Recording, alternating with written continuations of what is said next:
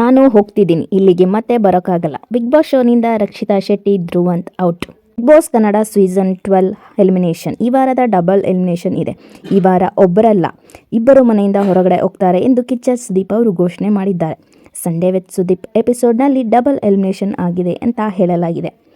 Out ಯಾರಾಗ್ತಾರೆ ಎಂದು ಕಿಚ್ಚ ಸುದೀಪ್ ಅವರು ಹೇಳಿದ್ದಾರೆ. ಧ್ರುವಂತ್ ಹಾಗೂ ರಕ್ಷಿತಾ ಶೆಟ್ಟಿ ಅವರು ಎಲಿಮಿನೇಟ್ ಆಗಿದ್ದಾರೆ ಅಂತ ಹೇಳಿದ್ದಾರೆ.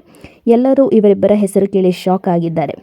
ನಿತ್ಯವೂ ಸೌಂಡ್ ಮಾಡುತ್ತಿದ್ದ ಧ್ರುವಂತ್ ರಕ್ಷಿತಾ ಹೊರ ಬಂದಿದ್ದು ಮನೆಯವರಿಗೂ ಕೂಡ ಶಾಕ್ ಆಗಿದೆ. ನಾನು ನಿಜಕ್ಕೂ ಎಲಿಮಿನೇಟ್ ಆಗಿದ್ದೀನಿ, ನಾನು ಸತ್ಯವಾಗಿ ಹೋಗುತ್ತಿದ್ದೀನಿ, ಮತ್ತೊಮ್ಮೆ ಬರೋಕ್ಕೆ ಆಗೋದಿಲ್ಲ, ಸಿಗ್ತೀನಿ ಎಂದು ರಕ್ಷಿತಾ ಶೆಟ್ಟಿ ಹೇಳಿ ಹೊರಗಡೆ ಬಂದಿದ್ದಾರೆ. ಅವರು ಹೊರಗಡೆ ಬರುತ್ತಿದ್ದಂತೆ ಮನೆಯಲ್ಲಿದ್ದವರು ಅತ್ತಿದ್ದಾರೆ. ಮಾಳು ನಿಪನಾಳ ಅವರು ರಕ್ಷಿತಾಗೆ ಕ್ಲೋಸ್ ಆಗಿದ್ದರು. ಹೀಗಾಗಿ ಮಾಳು ಅಂತೂ ಸಿಕ್ಕಾಪಟ್ಟೆ ಅತ್ತಿದ್ದಾರೆ. ಅಶ್ವಿನಿ ಗೌಡ ಹಾಗೂ ರಕ್ಷಿತಾ ಶೆಟ್ಟಿ ನಡುವೆ ಸಿಕ್ಕಾಪಟ್ಟೆ ಜಗಳ ಆಗಿದೆ.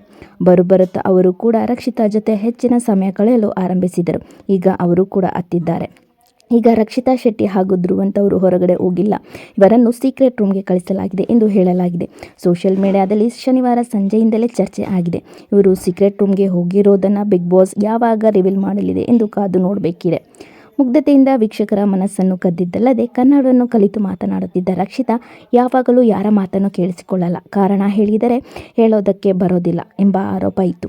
ಅಂದಹಾಗೆ ಧ್ರುವಂತ್ ಅವರು ಇವರಿಂದ ಅವರಿಗೆ ಹೇಳುವ ಮನಸ್ಥಿತಿ ಎಂಬ ಆರೋಪ ಇತ್ತು. ಆದರೆ ರಕ್ಷಿತಾ ಮತ್ತು ಧ್ರುವಂತಲ್ಲಿ ರಕ್ಷಿತಾ ಅವರು ತುಂಬ ಚೆನ್ನಾಗಿ ಆಟ ಆಡ್ತಿದ್ರು. ಧ್ರುವಂತ್ ಅವರು ಕೂಡ ಇಂಪ್ರೂವ್ ಆಗ್ತಾಯಿದ್ರು. ಇವರಿಬ್ಬರ ಎಲಿಮಿನೇಷನ್ ನಿಜಕ್ಕೂ ಶಾಕಿಂಗ್ ವಿಷಯ. ನೋಡೋಣ, ಇವರ ಸೀಕ್ರೆಟ್ ರೂಮ್ಗೆ ಕಳಿಸ್ತಾರಾ ಇಲ್ಲ ಮನೆಗೆ ಕಳಿಸ್ತಾರಾ ಅಂತ ಇವತ್ತಿನ ಎಪಿಸೋಡಲ್ಲಿ ಗೊತ್ತಾಗುತ್ತೆ.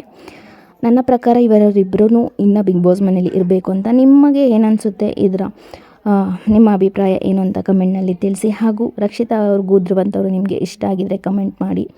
ಹಾಗೆ ಮತ್ತೆ ಬಿಗ್ ಬಾಸ್ ವೀಡಿಯೋಗಳಿಗೋಸ್ಕರ ನಮ್ಮ ಚಾನಲ್ನ ಸಬ್ಸ್ಕ್ರೈಬ್ ಮಾಡ್ಕೊಳ್ಳಿ. Thank you for watching. ಮತ್ತೆ ನೆಕ್ಸ್ಟ್ ವೀಡಿಯೋದಲ್ಲಿ ಸಿಗೋಣ.